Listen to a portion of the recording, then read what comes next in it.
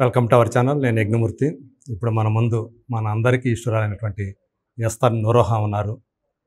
మార్చి 15న ఆమె ప్రధాన పాత్ర పోషించినటువంటి మాయ అనే సినిమా మన ముందుకు రాబోతుంది. ఈ సందర్భంగా మాయ అంటే ఏమిటి, ఆమె కెరీర్ ఎలా సాగుతూ వచ్చింది, అలాగే కొన్ని మిగతా అంశాల గురించి ఏమంటారో ఆమె నోటి ద్వారా విందాం. నమస్తే. Hi Esther. ఎలా ఉన్నారు? బాగున్నానండి, మీరు ఎలా ఉన్నారు? ఫైన్. మొత్తానికి మాయ రాబోతుంది, మా ముందుకు రాబోతుంది. ఈ మాయతోటి ఎలా మాయ చేయబోతున్నారు ప్రేక్షకులు చెప్తారా? ఒక కొత్త సబ్జెక్ట్ అండి. ఆల్రెడీ తెలుసున్నట్టు నేను చిన్న రోల్ అయినా పెద్ద రోల్ అయినా ఎప్పుడు కొత్తగా ప్రయత్నం చేయాలని ప్రయత్నిస్తూ ఉంటాను. సో మాయ నాకు నచ్చింది ఏంటంటే, చూడడానికి హారర్గా కనిపిస్తుంటే కూడా horror is one of the factors. Fear అనేది ఫ్యాక్టర్ ఉంది, కానీ it is a fusion genre of horror, thriller and emotional content. So it has a very strong emotional content. అది నాకు చాలా నచ్చింది. ఊరికే అర్థం లేకుండా హారర్ ఉంటే కూడా ఆఫ్టర్ అ పాయింట్ బోర్ కొడుతుంది, అర్థం లేకుండా ఊరికే థ్రిల్లర్ ఉంటే కూడా బోర్ కొడుతుంది. బట్ ఏదో ఒక ఎమోషనల్ కంటెంట్ డ్రైవింగ్ ఫోర్స్ ఉంటే మాత్రమే దానికి ఒక మీనింగ్ ఉంటుంది.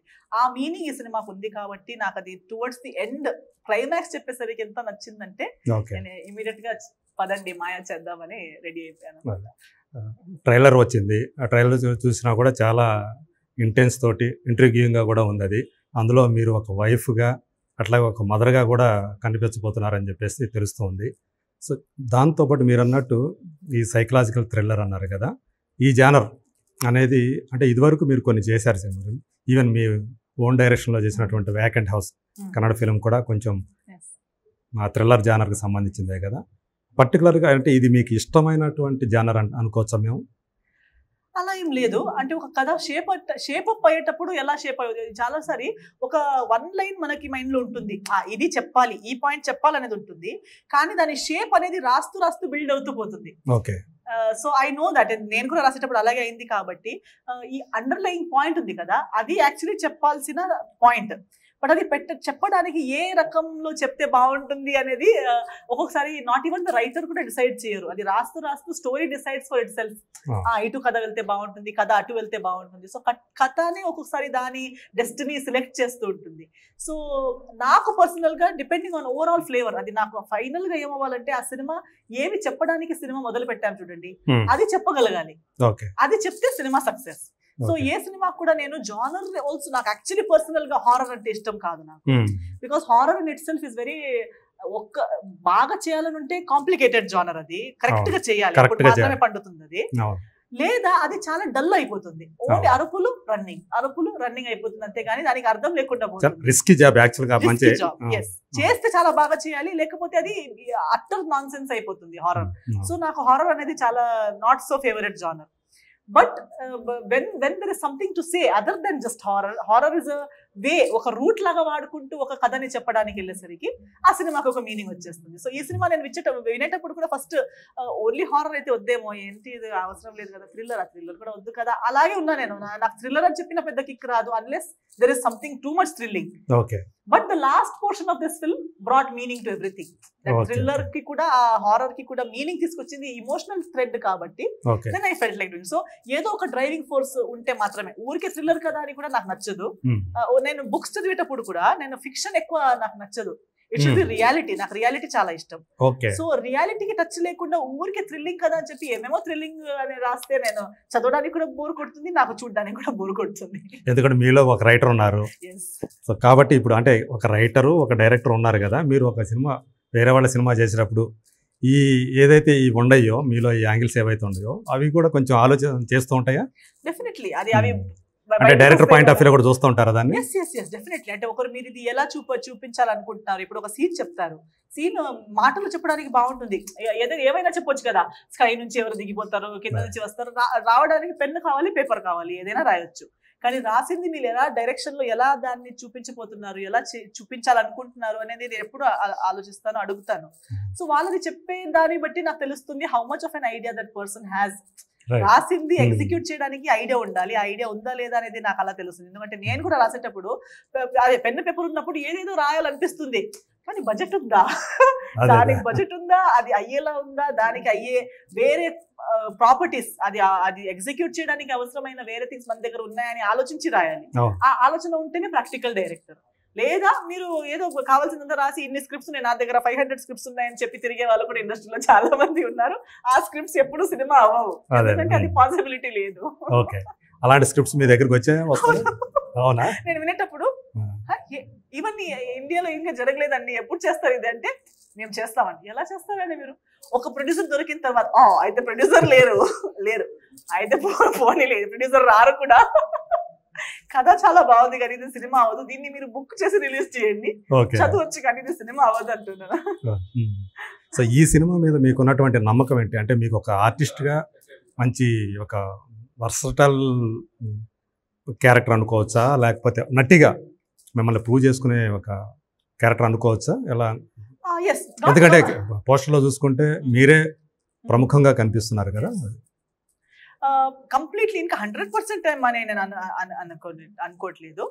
But yes, to an extent it has explored another angle of me as an actor. Not completely exploited all my skills as an actor, but to an extent ఈ angle లో నాకు cinema రాలేదు. ఇది first time ఈ subject మీద సగం ఒక untouched portion of my acting abilities ఈ సినిమాలో సగం. అంటే సస్పెన్స్ కూడా ఉన్నట్టుంది కదా మీ క్యారెక్టర్. సస్పెన్స్ ఉంది అని ఒక కొత్త యాంగిల్ నన్ను చూపించిన విధానం గానీ, అంటే నార్మల్లీ అదే నా ఇమేజ్ ఈ మధ్య ఎలా అయిపోయిందంటే గ్లామరస్, ఆల్వేస్ గ్లామరస్ కనిపించాలి. నేను ఎప్పుడు నా ఐడియాలజీ ప్రకారంగా అలా నేను కనిపించాలని ఎప్పుడు నేను ప్రయత్నించను. నేను గ్లామరస్ గానే ఉండాలి, ఎస్తర్ అంటే గ్లామర్ అని జనాలు చెప్పాలని నాకు లేదు. I want to grow as an actor, I want to do non glamorous roles as well. నాకు ఛాలెంజింగ్ వేరే చేయాలని ఉంది. సో నాకు అది నచ్చదు. ప్రతిసారి ఏంటి హీరోయిన్ అంటే గ్లామరే ఉండాలి, అమ్మాయి అంటే గ్లామరే ఉండాలని అవసరం లేదు కదా, క్యారెక్టర్ అలాంటిది రావాలి కదా అని. ఈ సినిమాలో అది లేదు. అంటే it is not focused on my beauty or it is not focused on my glamour part, it is focused on the emotion that I'm conveying. So సినిమా నాకు ఫస్ట్ ట్రయల్ షో చూసేటప్పుడు కూడా నాకు ఒక్కసారి నాకే కొట్టింది. నేను అనుకున్నా చేయాలని చెప్పి మరి ఓవర్ అవ్వలేదా, నేను అంత బాలేనేమో అని నాకు అనిపించింది. బట్ ఆ షో ఫినిష్ అయ్యాక వెనక తిరిగి చూసి అందరూ సూపర్ పర్ఫార్మెన్స్ అండి, బాగా పర్ఫార్మ్ చేశారు మీరు అని అలా చెప్పారు. అవునా, మీకు కూడా అలా అనిపించిందా అన్న? అంటే మన మైండ్ లో 100 ఉండొచ్చు, అది కన్వే అవ్వాలి కదా ఇంకొకరికి. బట్ ఆ రూమ్ ఫుల్ ఆఫ్ డిస్ట్రిబ్యూటర్స్, సినిమా మేకర్స్, మీడియా పీపుల్ షో చూసాక వాళ్ళ రెస్పాన్స్, వాళ్ళ పాజిటివ్ రెస్పాన్స్ చూసాక I now believe that yes ఈ సినిమాకి నన్ను ఒక కొత్త డైమెన్షన్ లో చూపించే పొటెన్షియల్ సినిమాలో ఉందని నేను నమ్ముతున్నాను. అంటే తెలుగు సినిమాలతో మీకు మంచి పేరు సంపాదించుకున్నారు కదా, కానీ లాస్ట్ టైం మీరు ఏదైతే మూవీ చేశారో డెవిల్ అనే మూవీ, దాంతో కొంచెం మీ ఫ్యాన్స్ డిసప్పాయింట్ అయినట్టు కనిపిస్తా ఉంది. ఎందుకు ఇలాంటి క్యారెక్టర్ చేశారు, ఈవెన్ నాబోటాడు కూడా చేస్తారు, ఎందుకు ఇలాంటి క్యారెక్టర్ చేశారు అని చెప్పేసి అనుకున్నారు.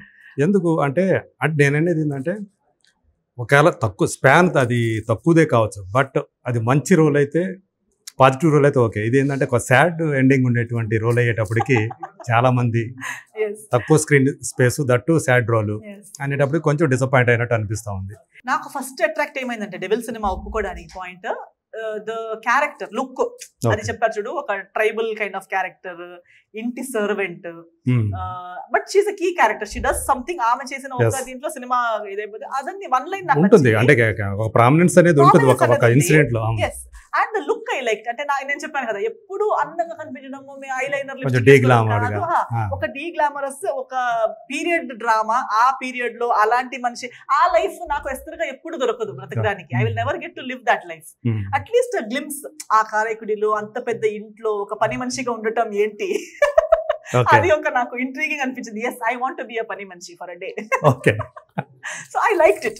అక్కడ వెళ్ళాక ఆ కాస్ట్యూమ్ వేసుకోవడం కానీ, ఆ లుక్ లో నన్ను చూడడం, I really loved it. I like the నా journey of my character. I liked length. నేను పర్సనల్ గా నాకు పెద్ద హర్ట్ అవ్వలేదు, బట్ యాక్చువల్లీ షూట్ చేసేటప్పుడు నంబర్ ఆఫ్ సీన్స్ ఇంతే ఉండే, సీన్స్ ఏం కట్ అవ్వలేదు. Length of the scenes was little long. సంభాషణ, conversation was longer. For example key ఇచ్చేటప్పుడు ఇది కీ, మీరు ఎప్పుడైనా రావచ్చు, ఎప్పుడైతే అప్పుడు వెళ్ళొచ్చు, అలా కొంచెం ఎక్కువ మాట్లాడుతుంది. బట్ నాకు తెలిసి ఎడిట్ చేసేటప్పుడు ఏమైపోతుందంటే, ఒక్కసారి మ్యాటర్ కన్వే అయిన తర్వాత మళ్ళీ డైలాగ్స్ వద్దు అని ఆలోచించి ట్రిమ్ చేసి ఉంటారు. ఈవెన్ ద లాస్ట్ కి అది మర్డర్ అయ్యే సీన్ లో కూడా కొంచెం ఎక్కువ క్లాష్ మాట్లాడడం ఎక్కువ ఉండే, అది డబ్బింగ్ టైమ్ లో కూడా చేసాము.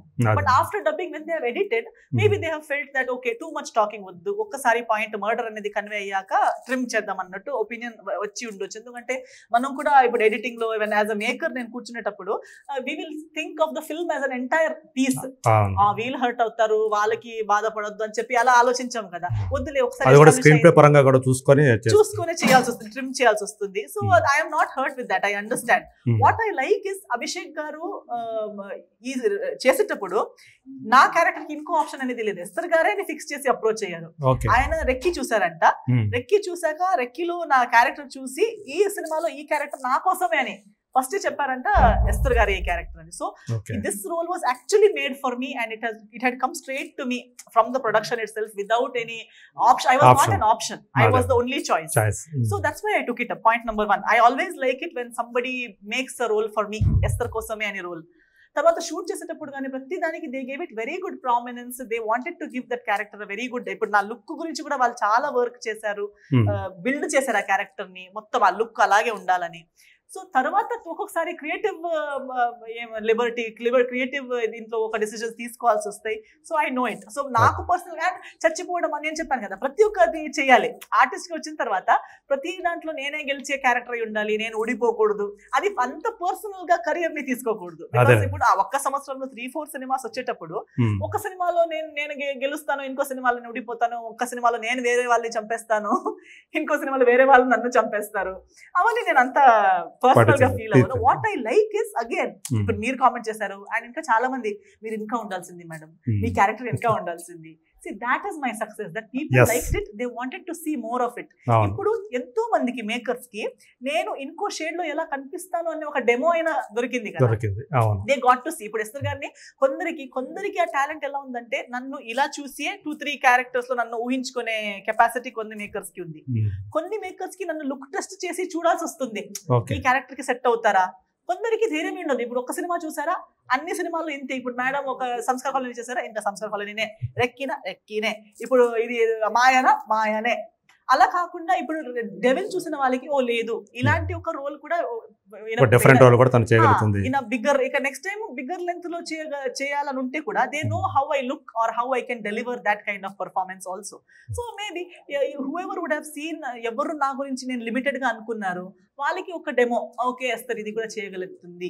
నాకు కూడా పర్సనల్ గా self assurance that I can do something which is not stereotypical అనేది కూడా దాంట్లో కూడా నాకు ఇంట్రెస్టింగ్ అనిపించింది ఏంటంటే ఒకరోజు పని మనిషిగా కూడా చేశాను, ఇష్టం నాకు. ఎందుకని నాకు చేయాలని ఉంది. నేను ఇప్పుడు విక్రమ్ సినిమా చూసి నేను అన్ని ప్రతి ఇంటర్వ్యూలో చెప్తున్నాను, అది ఏజెంటీనా రోల్ చూస్తే నాకు అనిపిస్తుంది నేను కూడా పని మనిషి రోల్ చేయాలి, నాకు చేయాలి, నాకు కూడా అన్ని ఒక ఫార్మర్ రోల్ చేయాలి. ఎందుకు ఎప్పుడు కార్పొరేట్, ఇప్పుడు మనం ఈ లైఫ్ లో అది బ్రతకలేము. నేను ఇప్పుడు ఎస్తర్ గా పుట్టాను, ఎస్తర్ లైఫ్ బ్రతుకుతున్నాను. అప్పుడప్పుడు యాక్టర్ గా మనకున్న బెనిఫిట్ ఏంటంటే మనం ఒకే లైఫ్ టైమ్ లో చాలా లైఫ్ టైమ్స్ బ్రతకొచ్చు, వేరే లైఫ్స్ ని చూడొచ్చు. సో ఒక హౌస్ వైఫ్ క్యారెక్టర్ ఎలా ఉంటుంది, ఒక తెలంగాణ అమ్మాయి ఎలా ఉంటుంది, ఒక రాయలసీమ అమ్మాయి ఎలా ఉంటుంది. నేను లైఫ్ లో అక్కడ పుట్టి అలా పెరగలేను కానీ ఒక 30 days కి 20 days కి రాయలసీమ అమ్మాయిగా బ్రతకొచ్చు, ఒక 15 days కి తెలంగాణ అనంతపురం అమ్మాయి ఇలా బ్రతకొచ్చు. సో అది ఒక నాకు ఛాన్స్ దొరికేటప్పుడు ఎందుకు వదిలేయాలి. సో నాకు ఒక 10-15 days కారైకుడిలో పని మనిషిలో బ్రతికే అవకాశం దొరికింది, నేను తీసుకున్నాను. నాకు పని మనిషిలో బ్రతకాలి 15 days. And I thoroughly enjoyed it. And what I enjoy is the process. Film చూసేటప్పుడు it's the end product we are seeing, but in the process, the journey, the evolution, learning. DOP గారు సౌందరరాజన్ గారు, ఆయన నుంచి నేర్చుకున్న things, అక్కడ ఇప్పుడు కళ్యాణ్ రామ్ గారితో పనిచేసే ఒక ఆపర్చునిటీ, నాకిన్న పెద్దవాళ్ళు నాకిన్న ఎక్స్పీరియన్స్డ్ యాక్టర్స్ తో పనిచేసే ఒక అవకాశం, అవన్నీ నేను I have observed, I have learned from that opportunity. That is also an added benefit for me. Nice. మీది మొన్న February 27న మీరు యాక్ట్ చేసినటువంటి భీమవరంలో 10 years కంప్లీట్ చేసుకున్నారు. అది మీరు కూడా హ్యాపీగా షేర్ చేసుకున్నారు. అంటే మీ ఫస్ట్ హిట్కి 10 years అయిందని చెప్పేసి, అందులో సునీల్ హీరో. సో సునీల్ గురించి చెప్పాలంటే ఏం చెప్తారు? ఎందుకంటే తను ఫస్ట్ కమెడియన్గా స్టార్ట్ చేశాడు, తర్వాత హీరో అయ్యాడు, ఇప్పుడు విలన్గా చేస్తున్నాడు, క్యారెక్టర్ ఆర్టిస్ట్గా చేస్తున్నాడు. సో సునీల్ గురించి చెప్పాలంటే ఏం చెప్తారు? అతని career evolution of his career గురించి చెప్పాలంటే చెప్తారు. I think they are all inspiration to us. I feel so happy that మనం చూడండి కలిసి పనిచేసిన వాళ్ళందరూ మన జర్నీస్ ఆల్మోస్ట్ ఒకేలా ఉన్నాయి. And I like it because నేను వచ్చేటప్పుడు కూడా ఆయన నాకు సీనియర్ కదా, he's a senior artist, he has already proved himself. నా ఆల్రెడీ కలిసేటప్పుడు టాప్ హీరో కామెడియన్ గా ఉండి ఆల్రెడీ హీరోగా కూడా సగం చాలా డిమాండ్ ఉన్నటువంటి కామెడీ హీరోగా ఉన్నాడు. తర్వాత హీరో కూడా. సో ఆ స్టేజ్ లో తను ఆ స్థాయిలో ఉన్నప్పుడు నేను జస్ట్ బిగినర్ ని అప్పుడు పరిచయం అయ్యేటప్పుడు కూడా he has shared so many of his experiences with me which I still refer to. ఆయన చెప్పేవారు ఎప్పుడు కూడా అది క్యారెక్టర్ ఇదని ఉండదండి. ఇప్పుడు కామెడియన్ కూడా స్టార్ కామెడియన్ అవ్వచ్చు కదా. సో స్టార్ అనేది స్టార్డమ్, ఫేమ్, సక్సెస్ అనేది ఏ స్థాయిలో ఉంటే కూడా మనం చెయ్యొచ్చు, కానీ మనలో అది ఉండాలి. If we have that hard working and that talent, చేసే టాలెంట్ దమ్ ఉంటే ప్లేస్ ఎక్కడున్నాం అనేది ఇంపార్టెంట్ లేదు. ఎక్కడున్నా అక్కడ నుంచి పైకి రావచ్చు. జీరో అనేది మన భయం లేదు. జీరో మన friend. Zero is my best friend. Zero నుంచి మనం ఎన్నిసార్లైనా పైకి వస్తాం. ఎందుకంటే హార్డ్ వర్క్ తెలుసు, కష్టపడడం తెలుసు, టాలెంట్ తెలుసు, ఎలా చేయాలనేది తెలుసు. మన వర్క్ మనకు తెలుసుంటే దేని భయం మనకి లేదు. సో ఆయన కూడా చూడండి హీరో అయ్యారు, సడన్ గా మళ్ళీ హీరో నుంచి క్యారెక్టర్ అవ్వడానికి భయం లేదు. బ్రతకడం తెలుసు, పని చేయడం తెలుసు కాబట్టి. So same thing is an happiness and inspiration for me. When I look at మొన్న రీసెంట్ ఏదో ఒక ఇన్కోస్ ప్రాజెక్ట్ గురించి మాట్లాడడానికి కాల్ చేశాము. అప్పుడు అన్నారు ఏంటి ఫుల్ బిజీ కదా, చూస్తున్నాను నేను చూస్తున్నాను, క్యారెక్టర్ మీద క్యారెక్టర్స్ చేస్తున్నారు, చాలా బాగా చేస్తున్నారండి, వెరీ గుడ్, నాకు చూడడానికి చాలా హ్యాపీగా ఉంది. నేను మీరేం ఎక్కువ చేస్తున్నారా, మీరు కూడా అంతే కదా. పుష్పతోటి ఆయన మళ్ళీ ఇంకో షేడ్ యాక్టర్ గా మీరు కూడా షాక్ల మీద షాక్లు ఇస్తున్నారులేండి. మా సీనియర్ మీరు, మిమ్మల్ని మేము ఫాలో అవుతున్నాం అంతే. We are happy for each other. When we see ఇప్పుడు 10 years కింద చూస్తే మనం అప్పుడు ఇక్కడ ఉన్నాము, ఇప్పుడు ఇంకో చోట ఉన్నాము, కానీ ఇప్పుడు కూడా parallelly ఉన్నాం. We are together, we are doing a journey, we are happy for each other, and that makes us feel like we are all a family. కొత్త క్యారెక్టర్స్ వస్తున్నాయి, డిఫరెంట్ క్యారెక్టర్స్ వస్తున్నాయి. And there is no end. అంటే ఒక talent ఉన్న మనిషికి end అనేది లేదు, చేసినంత రోజు వరకు ఉంటుంది. తనలో ఇంకొక టాలెంట్ ఏంటంటే తను మంచి డాన్సర్. అతనితో డాన్స్ చేసేటప్పుడు ఎలా అనిపించింది? నాకు కూడా నా డాన్స్ ఇష్టం. సో అది కూడా చాలా చాలా మంచిగా working together for both of us. I think it was a very good experience. ఎప్పుడు స్ట్రెయిన్, స్ట్రెస్, డిస్కంఫర్ట్, మన మధ్యలో ఉన్న ఇన్ని గ్యాప్స్ ఉన్న తర్వాత కూడా there was no gap. When we worked there was so much comfort. మన ప్రమోషన్స్ టైంలో కూడా మమ్మల్ని చూస్తే it never felt like I am new or he is senior. అలాంటి ఫీలింగ్ ఏ లేదు. There was this comfort, fun, sense of humour కూడా same ఉంది మన ఇద్దరికి. సో సక్సెస్ టూర్ అవన్నీ వెళ్ళేటప్పుడు ఒకే బండిలో వెళ్ళేవాళ్ళం. ఫస్ట్ ఏం చేశారు, తనకి వేరే బండి, నాకు వేరే, ఒక్కొక్కరే కూర్చొని వెళ్తున్నాం దయ్యంలాగా ఒక్కొక్క బండిలో. తర్వాత ఏంటంటే నిద్రపోయి చచ్చిపోతున్నాం, అసలు బై రోడ్ వెళ్తున్నాం కదా, బోర్ అయిపోయి నాకు అసలు చాలా బోర్ కొడుతుందంటే నాకు కూడా చాలా మాట్లాడాలి కదా, ఆయనకి కూడా చాలా మాట్లాడాలి కదా, మనుషులు ఉండాలి కదా. సో కలిసి ఒకే బండిలో మాట్లాడుతూ పాటలు వింటూ ఇంకా ఏదేదో. So that sync was there. It was not that I am a hero, she is just a newcomer heroine. No, he used to talk about everything. Naku inta Telugu, Bhimavaram culture, Andhra culture, మాటకి అయ్యండి అని చెప్పడం. So చాలా ఇవన్నీ తెలుసుకున్నా ఆయన. నాకు చాలా థింగ్స్ ఊర్లో నుంచి దాటుతూ వెళ్ళేటప్పుడు కూడా చెప్పేవారు, ఈ ప్లేస్ ఎలా ఉంటుంది, ఏమండి మీకు ఇది తెలుసుంటదో చెప్తారు ఏదో ఒకటి. సో అవునా, సో నాకు అప్డేట్ చేశారు. So there is so many good memories. So ఇంకా ఎంత మందితో కలిసి పనిచేసినా కొన్ని పీపుల్, కొన్ని మెమరీస్, అది కొన్ని ఇంతే టైం స్పెండ్ చేసి ఉంటే కూడా అది మైండ్ లో ట్రెజర్ అయిపోతాయి. తర్వాత ఒక అమ్మాయిగా, అంటే కొంతమంది ఆడవాళ్లే, మీ లేడీ ఆర్టిస్టులే డ్రెస్ గురించి మాట్లాడుతున్నారు, డ్రెస్ సెన్స్ గురించి, అట్లాగే ఆడవాళ్ళ ఫ్రీడమ్ గురించి మాట్లాడుతున్నారు. ఎందుకు ఆడవాళ్ళు అర్ధరాత్రి పూట 12 గంటలకు ఎందుకు బయటికి రావాలి అని అన్నపూర్ణమ్మ గారి లాంటి సీనియర్ ఆర్టిస్టే అంటాం. ఈ మధ్య కాలంలో అది ఒక కాంట్రవర్సీని సృష్టించింది. అలాగే డ్రెస్ గురించి కూడా తను మాట్లాడారు. దానివల్లే ఎక్కువ అలాంటి జరుగుతున్నాయి, ఆడపిల్లల మీద అఘాయిత్యాలు జరుగుతున్నాయి అని చెప్పేసి. మీరేమంటారు, మీ టేక్ ఏంటి దాని మీద? ఆల్రెడీ ఇంతకు ముందు ఒక ఇంటర్వ్యూ కూడా సేమ్ క్వశ్చన్ అడిగారు. ఆమె అన్నదంట దట్ నైట్ టైమ్ అమ్మాయిలు మధ్యరాత్రిలో అలా డ్రెస్లు వేసుకుని. నేనన్న మధ్యరాత్రిలో అబ్బాయిలు కూడా రోడ్లు ఎందుకు తిరుగుతున్నారు మరి రేపులు చేయడానికి? అబ్బాయిలు మంచోళ్ళే కదా, ఇప్పుడు సమాజంలో బ్యాడ్ అనే వాళ్ళు అమ్మాయిలే. ఏది ఏమైనా అమ్మాయిల మిస్టేకే. డివోర్స్ అయిపోయిన అమ్మాయి మిస్టేకే, రేప్ అయిపోయిన అమ్మాయి మిస్టేకే, మర్డర్ అయిపోయిన అమ్మాయి మిస్టేకే. కానీ వీళ్ళందరూ అంత మంచి మహానుభావుడులు, మంచి అబ్బాయిలు. అమ్మాయిలు రోడ్లో లేకపోయి ఉంటే రేపు చేయని వాళ్ళు, అంత మంచి అబ్బాయిలు రోడ్లో ఎందుకు తిరుగుతున్నారు మధ్యరాత్రిలో? మధ్యరాత్రిలో అమ్మాయిలు మాత్రమే కాదు, అబ్బాయిలు కూడా తిరగకూడదు. సమాజం ఎందుకు అందరిని ఈక్వల్ గా రూల్స్ సెట్ చేయట్లేదు? ఈక్వాలిటీ ఈక్వాలిటీ అని ఇంత మాట్లాడుతున్నాము, అందరికి ఈక్వల్ ఇది కావాలి, మా భారతదేశం అది ఇది అని ఇంత గ్రేట్ గా మాట్లాడుతున్నాం గొప్పగా. అంత మాట్లాడే మన సమాజంలో అమ్మాయిలకి మాత్రం ఎందుకు ఇంత బుద్ధి మాటలు చెప్తున్నాము? అమ్మాయిలు తిరగకూడదు, కరెక్ట్. డ్రెస్ ఇర్రెలవెంట్, వాళ్ళ కల్చర్ ని బట్టి వాళ్ళ అప్బ్రింగింగ్ ని బట్టి వాళ్ళు చేస్తున్నారు. అమ్మాయిల్ని బ్లేమ్ చేస్తూనే ఉన్నాము, తప్పనేది తప్పే, మనం తప్పుని తప్పుగానే చెప్పుదాం. కానీ అదే రూలర్ అదే మెజర్మెంట్ స్కేల్ ని అబ్బాయిల మీద కూడా వాడండి. ఇద్దరికి ఉండాలి. అంత టైంలో మిడ్ నైట్ 2 o'clock 3 o'clock కి అమ్మాయిలు తిరగకూడదు, అయితే ఆ టైంలో అబ్బాయిలు కూడా తిరగకూడదు. అప్పుడు మాత్రం సమాజంలో ఒక అందరికి ఈక్వల్ రెస్పెక్ట్ ఉందని అర్థమైపోయింది. సో అలా ఉంటే నిజంగా జరగదు. అండ్ ఈ రేపులు మాత్రం మధ్యరాత్రిలో మాత్రమే రేపులు జరుగుతున్నాయా? రేప్స్ డే టైమ్ లో కూడా జరుగుతున్నాయి కదా, సారీ వేసుకున్న అమ్మాయి మీద కూడా జరుగుతున్నాయి కదా. ఇప్పుడు చెత్త కామెంట్స్, 3rd grade మాటలు మీరు ఏ యూట్యూబ్ ఛానల్కి వెళ్ళి ఏ అమ్మాయి వీడియోలో కూడా చూడండి, ఉంటాయి. ఆమె ఏ డ్రెస్ వేసుకున్నా కూడా ఉంటాయి, ఆమె ఏ ఏజ్ గ్రూప్ ది అమ్మాయి అయినా ఉంటాయి. చీప్ గా మాట్లాడే వాళ్ళు, చీప్ చూపుతో చూసే వాళ్ళు, వాళ్ళకి డ్రెస్ తో ఏజ్ తో జెండర్ తో ఏం సంబంధం లేదు, వాళ్ళ థింకింగ్ అంతా, వాళ్ళు పర్వర్ట్స్. సో వాళ్ళకి మిడ్ నైట్ టైం చూసి ఇప్పుడు 12 o'clock అయిపోయింది నేను ఇప్పుడు రేపు చేస్తానని బయలుదేరరు. వాళ్ళు డే టైంలో కూడా అదే మనస్థితితో అదే చెత్త థింకింగ్ తో తిరుగుతున్నారు, మన మధ్యలోనే ఉన్నారు. సో వాళ్ళకి టైం లిమిట్ అనేది లేదు. సో ఇది మైండ్ సెట్ ఆగాలంటే మన సమాజం ఫస్ట్ బాగుండాలి, మైండ్ సెట్ మారాలి. ఆ మైండ్ సెట్ స్టార్ట్ అయింది మళ్ళీ అమ్మాయిల నుంచే. ఇప్పుడు మీరు అన్నారు ఒక సీనియర్ ఆర్టిస్ట్ ఇలా చెప్పారని మీరు చెప్పారు. సో ఒక సీనియర్ ఆర్టిస్ట్ అంటే మన గ్రాండ్ మదర్ ఏజ్ లో ఉన్న అమ్మాయిలు నేను ఇప్పుడు చెప్పే అంత థాట్ ప్రాసెస్ ని పెట్టుకుని ఉంటుంటే వాళ్ళ ఇంట్లో ఉన్న అబ్బాయిలు కూడా ఒక మంచి థాట్ తో పెరిగేవాళ్ళు. ఇంట్లోనే ఏమవుతుందంటే అమ్మాయిలకి రే నువ్వు అలా కూర్చోద్దు, అబ్బాయిల ముందే బ్రదర్ అండ్ సిస్టర్ ఉంటే సిస్టర్ కి ఒక్కలా చెప్తారు, బ్రదర్ కి ఒక్కలా చెప్తారు. అమ్మాయి వెళ్ళి వంట చేయాలి, క్లీనింగ్ చేయాలి, డ్రెస్ అలా చేసుకోవాలి, ఇలా వేసుకోవాలి, టైంకి ఇంటికి రావాలి. వాడబ్బాయి కదా ఏదైనా చేస్తే బ్రతుకుతాడు, నీకెందుకు? అదే మైండ్ సెట్ వాళ్ళు చిన్నప్పటి నుంచి విని ఏమనుకుంటున్నారు, నేను ఏం చేసినా పర్లేదు, నేను అబ్బాయి కదా, నువ్వు జాగ్రత్తగా ఉండాలి. ఎందుకు? నేను నీ సిస్టరే కదా, ఒకే అమ్మాయి అమ్మ కడుపులో పుట్టాము, ఒకే ఇంట్లో పెరిగాము, నాకు ఒక రూల్ నీకు ఒక రూల్ ఎందుకు, ఒకే అన్నం తింటున్నాము. డిఫరెన్స్. నేను ఫెమినిస్ట్ అని చాలా మంది అనుకుంటారు, ఇది ఫెమినిస్ట్ థాట్ కాదు. ఫెమినిస్ట్ అంటే అమ్మాయి ఏం చేసినా no I will not say that.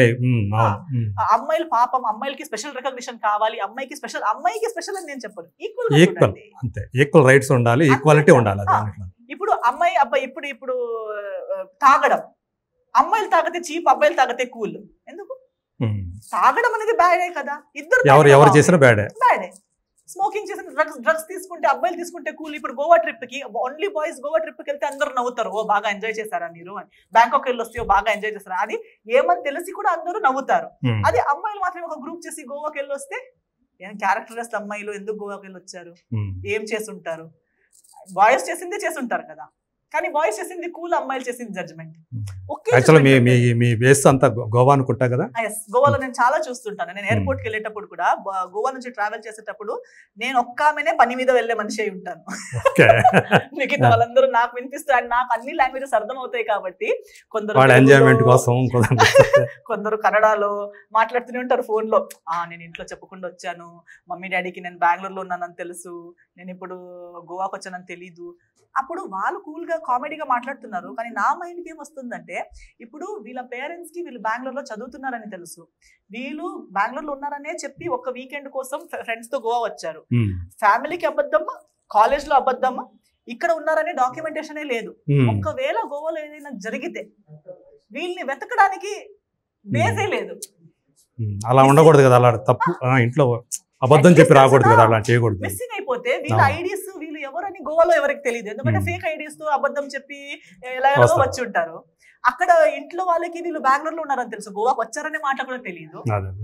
So ఇలాంటి క్రైమ్స్ ఎందుకు జరుగుతున్నాయి? ఇప్పుడు ఇదంతా నేను ఆలోచించింది. లాస్ట్ కి నేను అడిగేది, వీళ్ళందరూ ఇలా ఎందుకు అయిపోయారు, ఎందుకు వీళ్ళకి అబద్ధం చెప్పి రావాల్సి వస్తుంది? అప్బ్రింగింగ్ అంటే సప్రెస్డ్, ఒక ఓపెన్ గా పేరెంట్స్ తో ఓపెన్ గా చెప్పే ధైర్యం లేదు. ఇప్పుడు అమ్మ నాన్న అబ్బాయికి వెళ్ళరా అని చెప్తారు, అమ్మాయిలకి వద్దని చెప్తారు. కానీ బ్రదర్ వెళ్ళేటప్పుడు సిస్టర్ కి కూడా అనిపిస్తుంది కదా, వాడు ఫుల్ ఎంజాయ్ చేస్తాడేమో, ఆ క్యూరియాసిటీ అనేది ప్రతి ఒక్కరికి ఉంటుంది. సో వాళ్ళు ఎంజాయ్ చేస్తారు, నాకు కూడా చేయాలనే కోరిక వస్తుంది. ఇప్పుడు అన్ని ఓపెన్ గా బ్రదర్ అండ్ సిస్టర్ కి కూడా కలిసి ఫ్రెండ్స్ గ్రూప్ తో వెళ్ళి రావచ్చు, ఆ మైండ్ సెట్ ఉంటే. కానీ నేను నీతో వస్తానంటే పోయే, నువ్వు ఆ అమ్మాయి కదా నాతో రాకు అంటారు. సో ఆమె ఎలా వెళ్ళాలి? ఆమె కోరికలకి, ఆమె క్యూరియాసిటీకి, కోరికలకి చెత్త కోరికలే ఉండాలని లేదు కదా. అవును, ఒక చైల్డ్ మైండ్, ఒక టీనేజ్ కి వెళ్ళేటప్పుడు, ఒక 20s అయ్యేటప్పుడు, ఫస్ట్ టైం కాలేజ్ కి వెళ్తారు, లోకాన్ని ఒక ఎక్సైట్మెంట్ ఉంటుంది. నేను కూడా ఒక బయట లోకం చూడాలని ఒక కోరిక ఉంటుంది. అవును. ఆ ఎక్సైట్మెంట్ బయలుదేరుతారు, కానీ వాళ్ళకి కంప్లీట్ గా నాలెడ్జ్ తెలివి కూడా లేదు కదా. ఉమ్. అలాంటి మైండ్ సెట్ లో ఇలాంటి క్రైమ్స్ జరుగుతాయి. సో ఇది జస్ట్ ఒక పొట్టి డ్రెస్ వేసుకోవడం వల్ల లేదా నైట్ తిరగడం వల్ల ఒక్క ఫ్యాక్టర్ కాదు, ఇది ఒక చాలా ఉంటుంది. సమాజం, ఒక రౌండ్, ఒక సర్కిల్, ఒక ఈకో సిస్టమ్. అవును. అవన్నీ మొత్తం ఒక ఈకో సిస్టమ్ రిపేర్ చేయకుండా ఓన్లీ డ్రెస్లు వేసుకుని తిరిగేది ఆపేస్తే ఇవన్నీ ఆగదు. Right. మనం ఫస్ట్ మన చెత్త థింకింగ్, మన అప్బ్రింగింగ్ మార్చేయాలి. Thank you Esther. యాక్చువల్గా ఇంకా మీతో ఇంకా ఇంటరాక్ట్ అవ్వాలని ఉంది కానీ బట్ చాలా మంది వెయిటింగ్లో ఉన్నారు కదా. సో మరోసారి మళ్ళీ మనం కలుద్దాం.